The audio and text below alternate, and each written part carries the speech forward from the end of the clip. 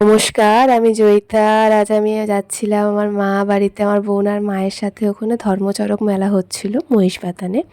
এই যে আমরা মন্দিরে, আমি আর আমার দিদি চলে এসেছি ধর্মরাজ মন্দিরে। কারণ আমার দিদির ছেলে সন্ন্যাসী নিয়েছিল, আর ও যে ফলগুলো দেবে ঝাঁপে, সেই ফলগুলোই আমি আর আমার দিদি নিয়ে গেছিলাম।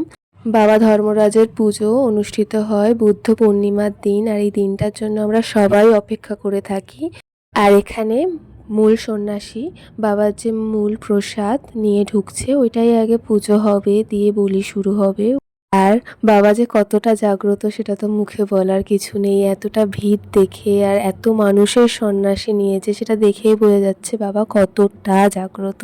এই যে পুজো হচ্ছে, বাবার পুজো বছরে একবার হয়। এই পুজোর জন্য আমরা অধীর আগ্রহে বসে থাকি, যেমন মা দুর্গার পুজোর জন্য আমরা সব বাঙালিরা বসে থাকি।